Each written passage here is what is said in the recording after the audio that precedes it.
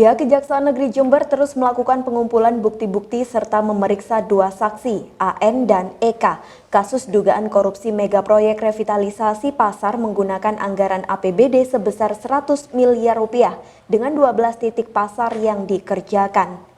Dan dalam proses pengerjaan diduga terdapat penyelewengan anggaran karena terdapat pasar yang hingga kini belum selesai digarap.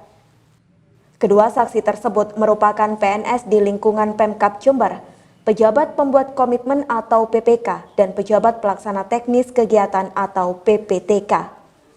Selain kedua saksi, sejumlah pejabat di lingkungan Pemkab Jember tampak hadir di Kejaksaan, seperti mantan Kepala Disperindak Jember Anas Ma'ruf yang kini menjabat Kadispar, Kepala Bakes Bangpol Bambang Haryono, Asisten 1 Bidang Pemerintahan M. Jamil, Kepala Dinas Koperasi Dedi Nur Ahmadi, dan Kepala Dishub Jember Hadi Mulyono.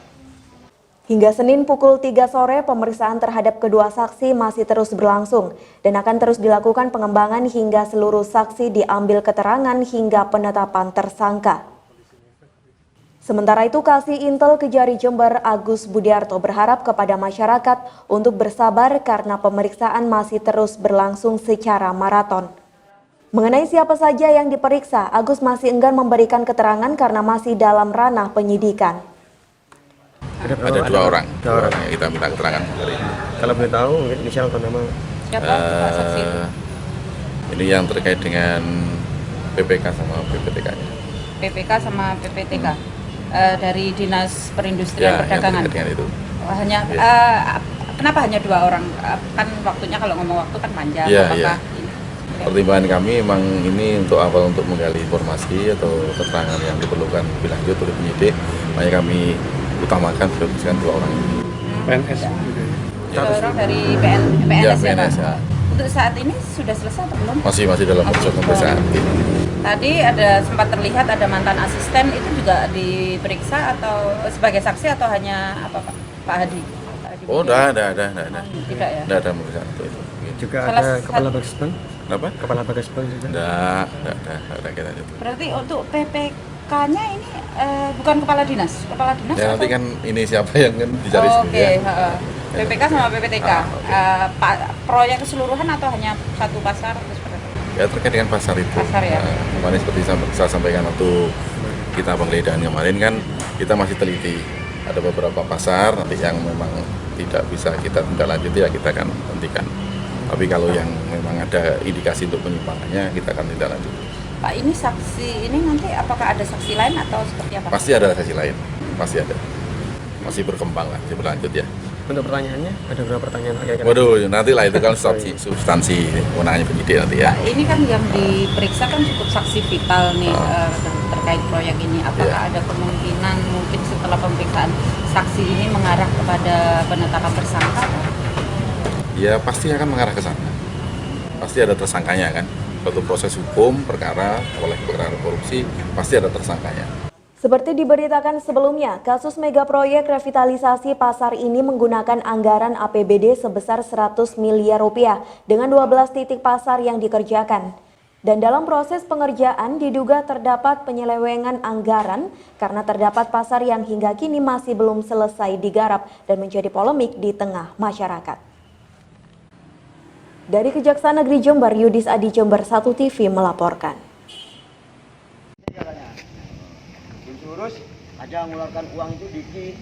Dari 12 pasar yang mendapatkan proyek revitalisasi pasar, hanya pasar Manggisan yang kini disegel oleh Kejaksaan Negeri Jember guna kepentingan penyidikan. Pasalnya untuk saat ini proses penyidikan dan pemanggilan saksi-saksi untuk pasar Manggisan sedang berlangsung, sehingga untuk menjaga kondisi tempat Kejari menyegel pasar tersebut. Penyegelan dilakukan tim Kejari Jember dari pintu masuk pasar hingga lokasi los tempat berjualan pedagang dengan dipasangi garis segel dari Kejaksaan Negeri Jember.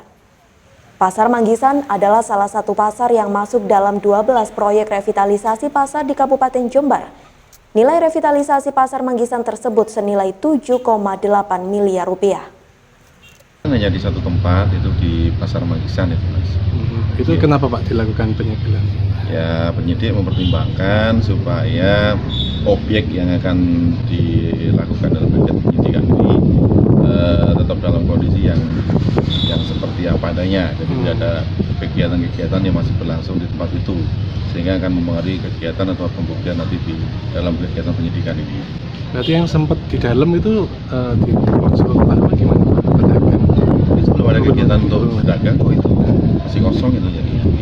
Pak, itu kan 12 pasar. 12 pasar. Nah, yang selesai kan dari kenapa kok cuma hanya pasar Manggis? Sementara satu. Sementara satu dulu ya. Ini kan hasil dari penyidikan yang sedang dilakukan.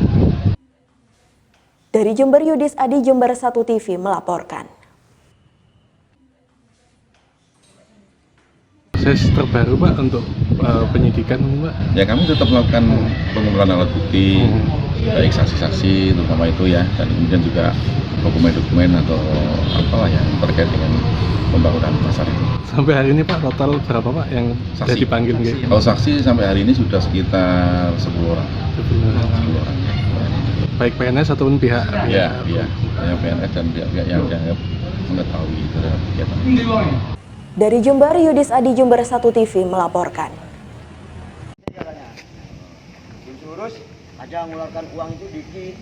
Dari penggalian keterangan saksi baik dari kalangan ASN atau PNS maupun pihak pengembang atau kontraktor pemenang tender Pasar Manggisan tersebut, diperoleh sejumlah fakta baru, yaitu adanya indikasi penyelewengan anggaran di proyek Pasar Manggisan, seperti dari sisi anggaran yang berubah serta lamanya pengerjaan proyek tersebut.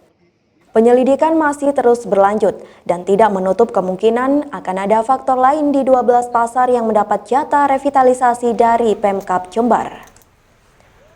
Dan yang jelas yang kita dapat memang ditemukan ada beberapa penyimpangan terkait dengan mulai dari awal sampai mulai dari perencanaan sampai pelaksanaan. Itu indikasinya ya Pak yang Indikasinya seperti itu, dan fakta realnya mungkin teman-teman juga sudah lihat progresnya pasar Manggisan juga tidak terlalu signifikan, istilahnya bisa kita anggap stagnan. Nah, dari 10 saksi kemarin apakah nantinya ada penambahan saksi lagi Pak?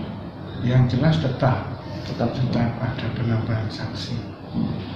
Sesuai dengan kapasitas dari pemeriksaan saksi kan terungkap lagi peran orang lain lagi kan, itu tetap kita kejar. Dari Jember, Yudis Adi, Jember 1 TV melaporkan. Diberitakan sebelumnya Pasar Manggisan kini telah disegel oleh Kejaksaan Negeri Jember terkait urusan hukum yang masih terus berjalan.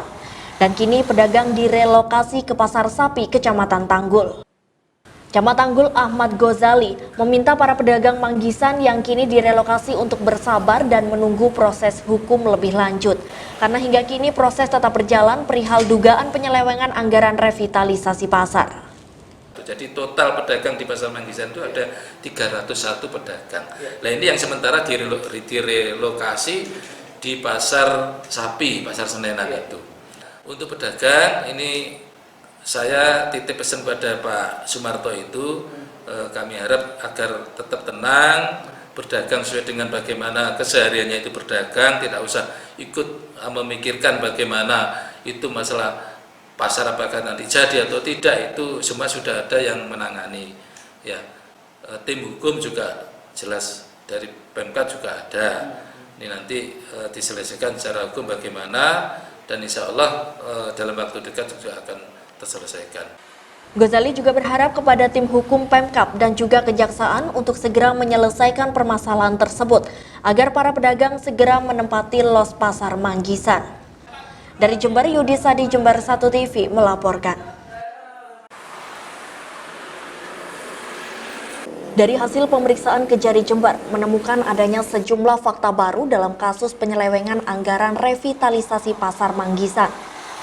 Dari keterangan sejumlah saksi beberapa waktu yang lalu diperoleh keterangan adanya pengkondisian saat lelang proyek rehab Pasar Manggisan. Dalam proses lelang tersebut ditemukan adanya rekayasa lelang yang indikasinya di dalam draft lelang tersebut mengarah dan hanya bisa dipenuhi oleh beberapa kelompok atau rekanan saja. Dengan fakta baru tersebut, kini penyidik Kejari Jember langsung memeriksa 6 orang berstatus PNS di kantor ULP Pemkab Jember. Karena diduga ketidaksinkronan kasus ini bisa saja berawal dari keterangan tersebut dan proses lelang yang sudah dikondisikan oleh oknum tersebut. Keenamnya merupakan anggota Pokja untuk revitalisasi Pasar Manggisan. Minggu depan, pihak Kejari Jember juga akan melakukan pemeriksaan saksi dari para rekanan yang menggarap revitalisasi Pasar Manggisan tersebut. Untuk hari ini kita jadwalkan pemeriksaan saksi dari ULP, dari unit Pokja ULP, unit pelayanan lelang terkait lelang proyek kegiatan rehab pasar, khususnya dalam hal ini Pasar Manggisan, untuk menggali fakta dan mempertajam fakta terkait dengan proses lelang, terkait juga adanya ada atau tidaknya indikasi intervensi, terus rekayasa lelang. Soalnya dari keterangan saksi-saksi kemarin yang dari luar ULB itu terungkap fakta adanya istilahnya pengkondisian. Pengkondisian sendiri istiqomahnya dari syarat-syarat yang sifatnya mengunci. Jadi syarat-syarat ini tidak bersifat umum. Jadi ada satu syarat yang indikasinya hanya bisa dipenuhi oleh beberapa kelompok atau beberapa orang tertentu. Berarti kalau di ULP itu sudah ada kontraktornya yang dipastikan menang gitu ya Pak? mengarah ke sana. Arahnya ke situ. Anu Pak, untuk yang diperiksa ini dari ASN atau? Dari ASN ya jelas, dari Pokja ULP-nya. Kasih Pidana Khusus Kejari Jember juga menambahkan, melihat keseluruhan kasus ini diprediksi nantinya jumlah tersangka lebih dari 1 orang. Dari Kejaksaan Negeri Jember, Yudi Sadi, Jember 1 TV melaporkan. Sistem zonasi yang diterapkan dalam penerimaan peserta didik baru atau PPDB terus menjadi polemik di masyarakat. Di Jember, beberapa wali murid mendatangi gedung DPRD setempat untuk mempertanyakan kebijakan baru yang dianggap merugikan tersebut. Salah satunya adalah Handoko, warga Kaliurang, Kecamatan Sumbersari, menilai sistem zonasi membuat kebingungan para orang tua khususnya di daerah karena berbeda dengan di kota-kota besar seperti Jakarta ataupun Surabaya. Sarana prasarana pendidikan yang ada di daerah masih sangat tidak merata. Handoko mengaku kesulitan untuk menyekolahkan anaknya ke sekolah yang diinginkan karena masalah zonasi dan pembatasan pagu setiap sekolah. Apakah juga menjadi korban dari Saya menjadi korban ini. Anak saya sekarang daftar di SMP. SMP mana Pak? SMP Negeri 3 Jember. Oke, berjarak 1,7 kilo. Hal yang harus dipahami bahwa ini kalau kita terapkan di kota kecil seperti ini dengan jumlah sekolah yang sangat terbatas, itu kan seperti telah kata SMP 3, itu kan SMP yang saya bilang itu padat populasi. Itu untuk mencapai pagu yang sebesar 232 siswa, itu diambilkan yang jaraknya 0, sekian kilo itu sudah terpenuhi. Tuh, nilai juga tidak ada gunanya sama sekali. Kalau memang seperti itu, hapus sekalian UN itu dihapuskan sudah. Udah nggak ada UN sudah. Buat apa anak kita capek-capek belajar sementara tidak ada penghargaan sama sekali untuk jeripaya mereka. Ia berharap pemerintah dapat memikirkan lagi kebijakan zonasi yang dianggap tidak efektif jika diterapkan di daerah. Dari Jember, DKI Jember 1 TV melaporkan. Sistem zonasi dalam penerimaan peserta didik baru memang membuat masyarakat kaget karena anaknya tidak bisa masuk di sekolah favorit yang diharapkan. Menurut Supriyono, salah kaprah pandangan para orang tua tentang sekolah favorit harus segera dirubah. Karena faktanya lulusan berkualitas dari sekolah yang dikatakan favorit itu sebenarnya memang berasal dari input calon peserta didik yang memang sudah berkualitas. Sehingga bukan pengaruh dari lembaga sekolahnya. Jika zonasi ini sudah diterapkan, Supriyono yakin daerah yang kualitas pendidikannya kurang itu akan diketahui oleh pemerintah dan bisa diberikan bantuan sarana prasarana untuk sekolah tersebut. Sekarang khusus Jember ini, khusus Jember. Zonasi itu seperti yang disampaikan oleh Pak Menteri, ini tujuannya adalah dalam rangka pemerataan pendidikan, ya. Mungkin kita sepakat dengan pemerataan pendidikan karena kita tidak ingin ada pandangan-pandangan yang selama ini keliru, ya. Artinya kelirunya begini, masyarakat itu mengunggulkan, memfavoritkan sekolah tertentu yang memang kalau kita runut dari awal bahwa mereka-mereka ini artinya sudah sistem yang dikembangkan lama bahwa sekolah-sekolah tertentu ini menerima murid-murid yang nilainya baik. A8 lah, katakanlah ada sekolah yang 8. Ternyata sekolah modern itu tidak begitu, ya. Yang namanya sekolah unggul itu adalah is the best process, bukan is the best input, gitu ya. Sekarang juga begitu, ibaratnya saya katakanlah saya memasukkan anak, ya, dengan nilai 8,9. Kemudian setelah berproses 3 tahun, anak ini keluar dengan nilai 9 atau bahkan turun 8. Ini kan berarti proses di sekolah itu tidak ada, kan? Tapi karena sudah diunggulkan, difavoritkan gitu ya, sehingga sekolah-sekolah itu dianggap wah anaknya pinter-pinter. Memang ngumpulannya anak pinter-pinter gitu ya. Nah ini yang harus segera diadakan, harus rata gitu ya. Sementara itu, sebagian wali murid mengaku gelisah dengan adanya sistem zonasi karena anaknya belum mendapat sekolah. Pengumuman. Nah, setelah pengumuman ternyata tidak diterima, kita harus mencari ke sekolah-sekolah lain. Nah, dengan jarak yang cukup jauh. Artinya dari sisi saya sebagai ini ya, saya kan kebetulan pekerjaan saya di daerah Jalan Kalimantan sini. Artinya kan harapan saya kan bisa sejalan. Nah, bisa sejalan. Nah, ternyata dengan adanya seperti ini, kami tidak bisa memilih sesuai dengan kemampuan kami. Artinya melihat kondisi kami. Jadi yang awalnya biasanya saya itu 5 km ya PP.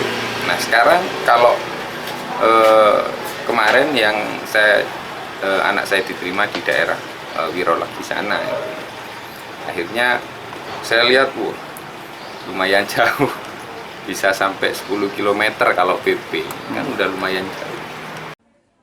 Dari Jember, DKAJ Jember 1 TV melaporkan.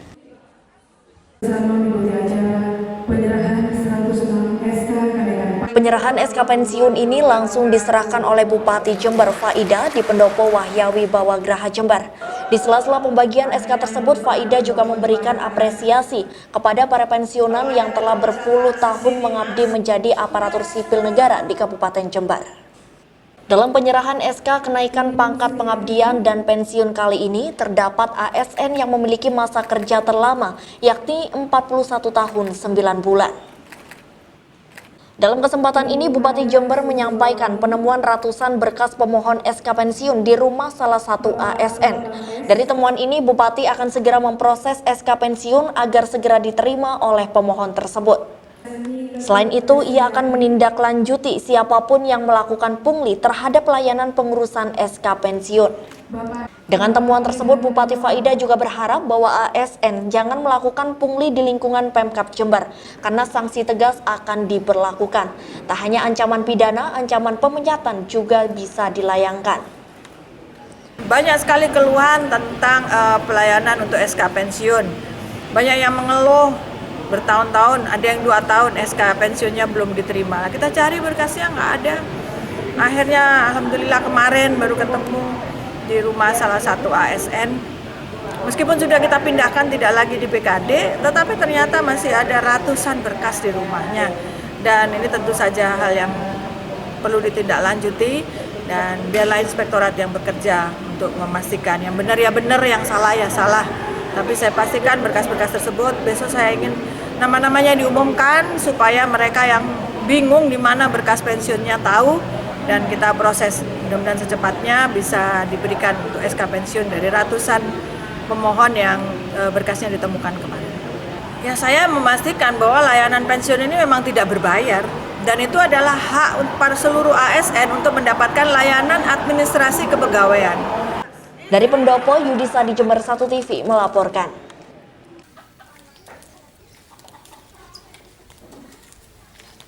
Senima usia 45 tahun dan anaknya Firman usia 12 tahun. Warga Jalan Imam Bonjol, Tegal Besar, Kaliwates, Jember setiap hari harus naik dan turun tangga melalui tembok setinggi 5 meter menggunakan tangga jika harus masuk dan keluar rumahnya.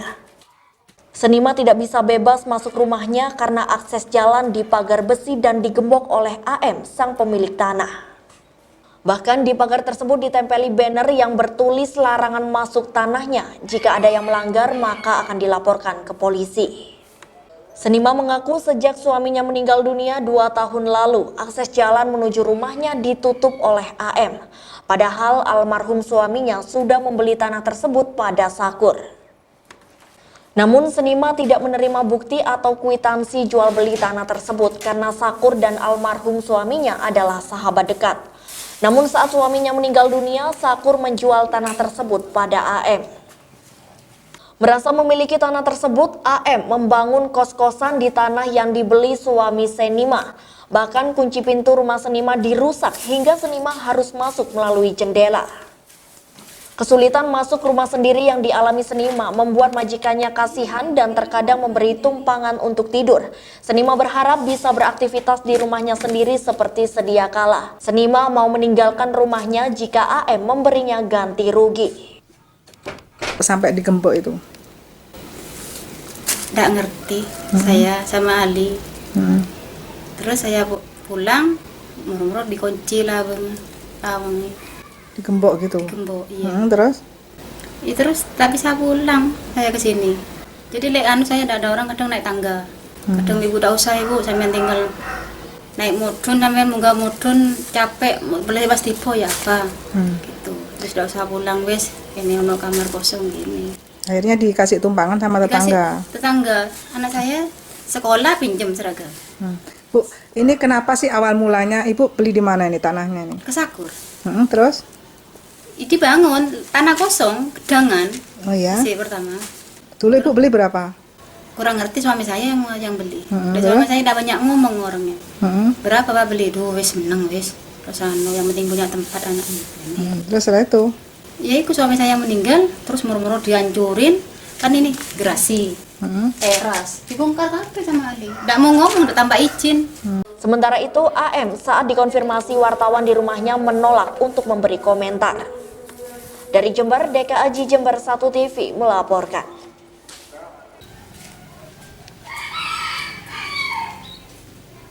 Sengketa antara Senima dan Ali Mustafa belum menemukan titik terang. Meskipun saat ini Ali Mustafa menggembok pagar yang di dalamnya ada rumah Senima. Menanggapi masalah itu, Lurah Tegal Besar Anto Purwanto menjelaskan bahwa masalah itu sudah lama terjadi dan sudah dimediasi oleh kepala kampung sekitar. Jika ditelusuri memang ada jual beli yang salah di dalamnya. Senima sendiri belum bisa membuktikan surat rumah tersebut. Sehingga menurut Anto sulit untuk membantu karena tidak ada bukti yang sangat kuat. Kedua belah pihak pun sudah pernah dipertemukan namun belum ada titik kesepakatan sampai saat ini. Selaku tergugat, di mana Pak Ali Mustafa sendiri secara legal formal hukum sudah memiliki sertifikat.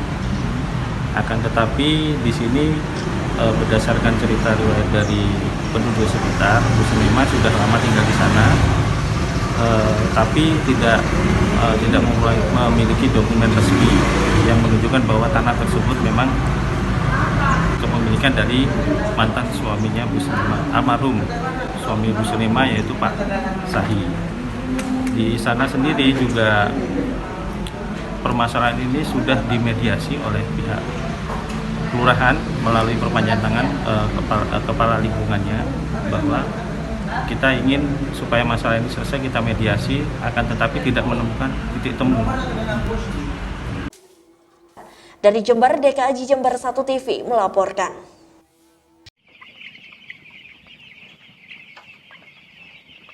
Hampir seluruh peternak ayam potong saat ini tengah mengalami kerugian yang cukup besar. Di Desa Tanjung Rejo, Kecamatan Wuluhan, harga ayam anjlok menjadi Rp9.000 per kilogramnya. Sehingga tidak cukup untuk menutupi biaya produksi yang telah dikeluarkan, seperti pembelian pakan, bibit, pembuatan kandang, dan lain sebagainya. Anjloknya harga ayam di tingkat peternak ini terjadi sejak 1 bulan terakhir. Diperkirakan kondisi tersebut disebabkan oleh banyaknya suplai dari luar kota, khususnya dari Jawa Tengah, sehingga membuat persediaan daging ayam di Jember membludak. Selain itu, banyaknya bibit ayam potong yang disebar oleh perusahaan juga dinilai berpengaruh terhadap melimpahnya stok ayam potong. Namun kenyataannya saat ini sampai berapa Pak di kandang? Di kandang 9.000. 9.000. Imbang nggak dengan biaya produksi pakan dan ya nggak imbang, jauh banget. Imbang jauh banget. Jauh banget. Penyebabnya apa sih Pak sebetulnya dengan harga menurunnya harganya? Ya mungkin terlalu banyak DOC mungkin, terlalu banyak bibit. Terlalu banyak bibit. Apakah pemerintah nggak mungkin pemerintah kurang kurang koordinasi dengan ternak pabrik itu mungkin, jadi bibit terlalu dipaksa banyak. Agar tidak mengalami kerugian, peternak berharap harga ayam potong kembali stabil dengan harga minimal Rp17.000 per kilogramnya, sehingga dapat menutupi biaya pakan yang telah dikeluarkan oleh peternak. Dari Wuluhan, Bambang Sugiarto, Jember 1 TV melaporkan. Meski di tingkat peternak harga ayam anjlok menjadi Rp10.000 per kilogram, namun di sejumlah pasar tradisional harga daging ayam justru mengalami kenaikan cukup signifikan. Di Pasar Ambulu harga daging ayam naik dari Rp17.000 menjadi Rp20.000 per kilogram atau naik sebesar Rp2.000. Kenaikan harga tersebut terjadi sejak beberapa pekan terakhir. Rp20.000 per kilogramnya ya, Bu. Bu, sebelumnya harganya berapa, Bu? Apa? Sebelumnya 17.000 per kilo. 18 jadi 17 18 saat ini sudah mengalami kenaikan ya, Bu? Iya, kenaikan. Sekarang berkisar 20.000. 20.000 ya. 20.000 lah sekarang. Per kilonya ya. Per kilonya sekarang. Sebelumnya sampai berapa? Kalau sebelumnya saya jual 16-17 juga mengikuti arus misalnya. Berarti ini sudah mengalami kenaikan ya? Kenaikan sudah. Kenaikan sampai hampir 2.000 lah gampangannya. Per kilogramnya ya. Soalnya hidupnya harus 500 naik. Belum diketahui penyebab pasti terjadinya selisih harga ayam yang cukup besar antara tingkat peternak dan di pasar tradisional tersebut. Dari Ambulu, Bambang Sugiarto, Jember 1 TV melaporkan.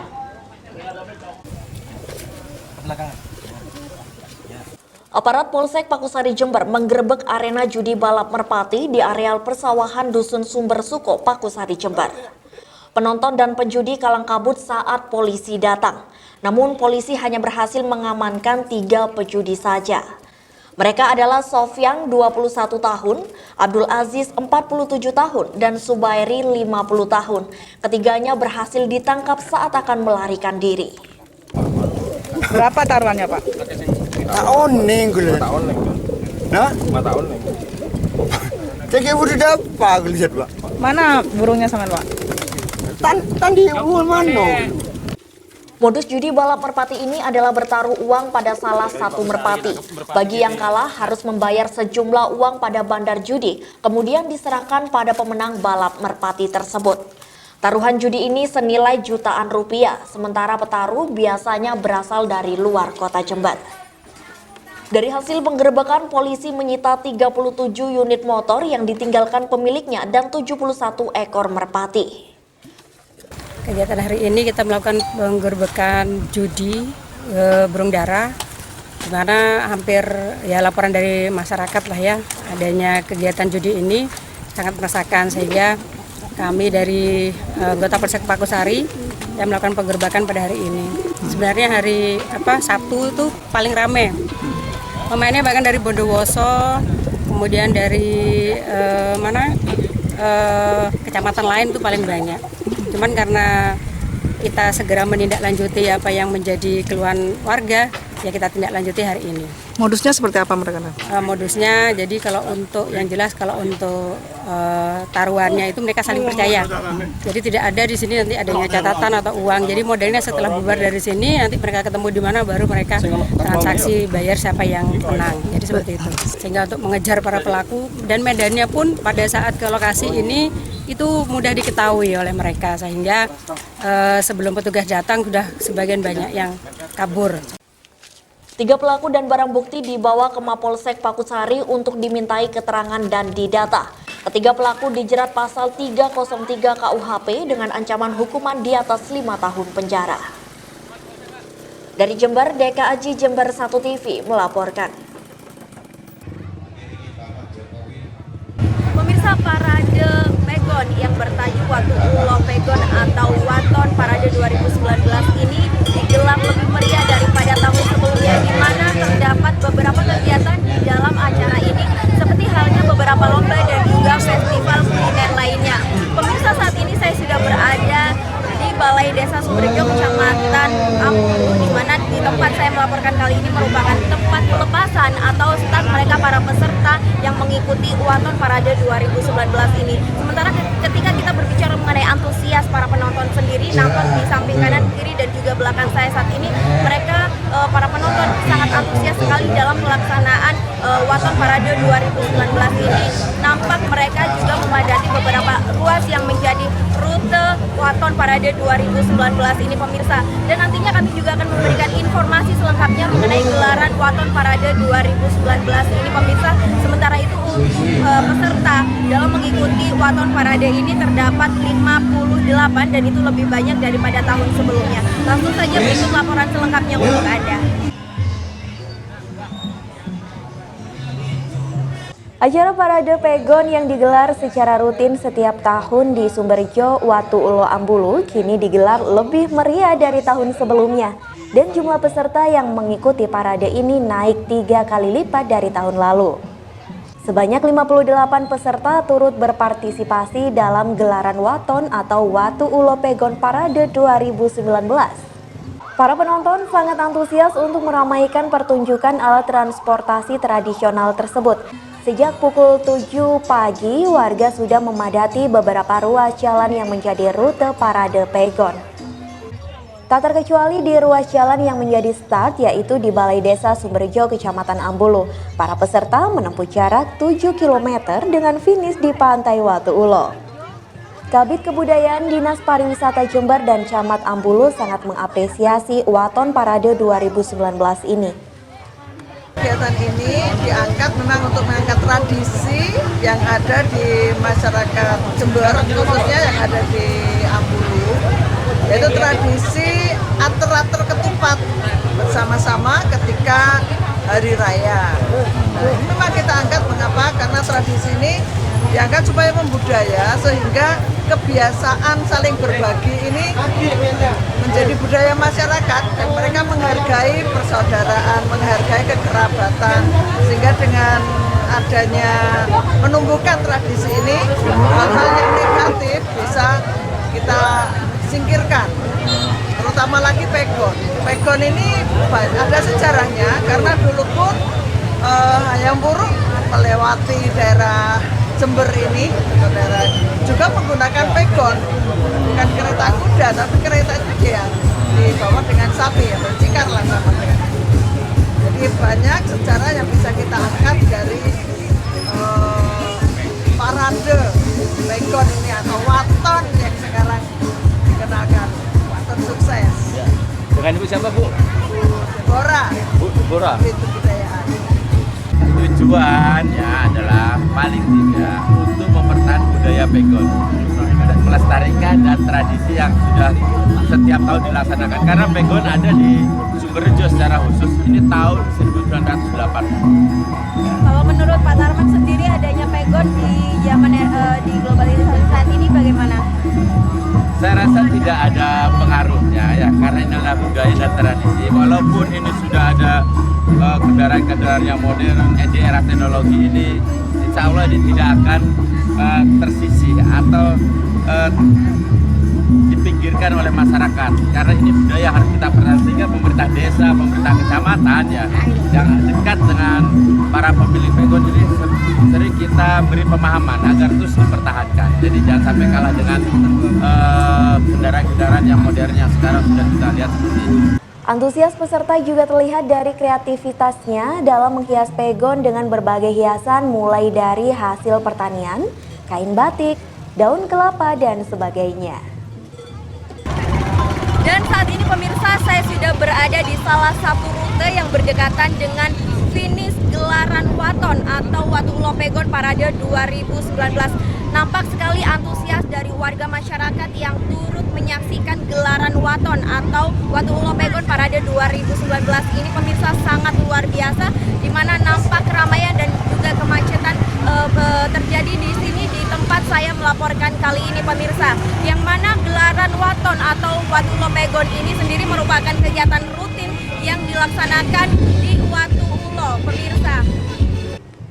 Pegon sendiri merupakan alat transportasi kuno yang biasa digunakan oleh masyarakat Jember zaman dulu yang sebagian besar bercorak agraris. Kereta sapi sederhana ini biasa digunakan untuk mengangkut barang, namun kini sudah mulai jarang ditemui sejak bertambahnya berbagai alat transportasi modern. Untuk itulah parade pegon tersebut digelar sebagai salah satu bentuk pelestarian transportasi tradisional.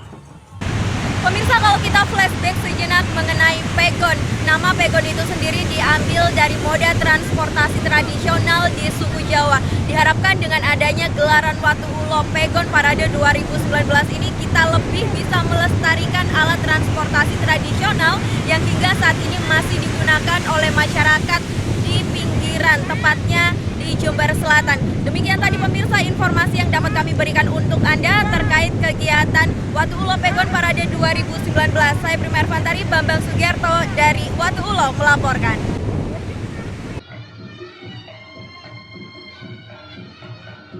Kesenian reog Ponorogo terus dikembangkan oleh siswa-siswi SMA Bima Ambulu Jember yang tergabung dalam kelompok Sardulo Bimo Mudo. Kelompok seni milik SMA Bima Ambulu ini mengalami perkembangan pesat sejak 4 tahun terakhir.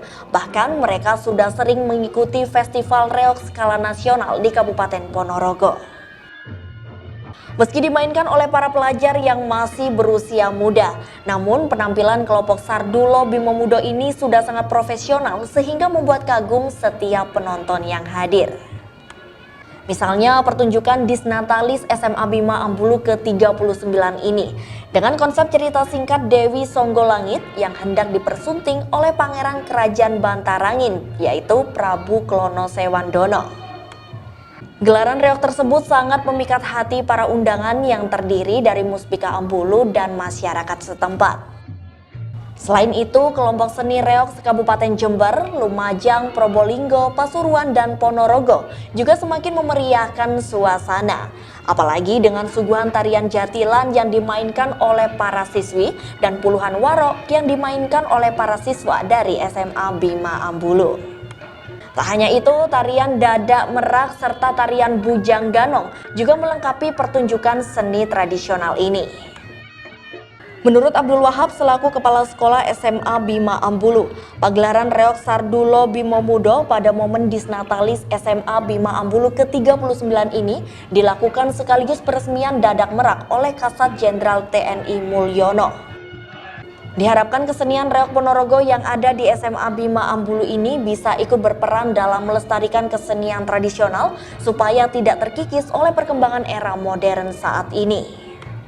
Melaksanakan dan menampilkan reog Sardulo Mudo SMA Bima dilanjut dengan pagelaran wayang kulitnya. Itu semua adalah hasil dari kegiatan ekstrakurikuler SMA Bima dari instansi pemerintah, masyarakat, tokoh masyarakat, para alumni dan paguyuban reog se-Jember Selatan, bahkan dari Pasuruan, Lumajang, itu semua ikut serta menghadiri kegiatan reog Sardulo Mudo SMA Bima. Untuk itu kami atas nama sekolah mengucapkan terima kasih yang tak terhingga.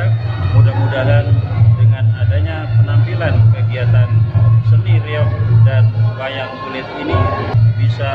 harapkan anak-anak SMA Bima sukses di masa yang akan datang. Dari Ambulu, Bambang Sugiarto, Jember 1 TV melaporkan.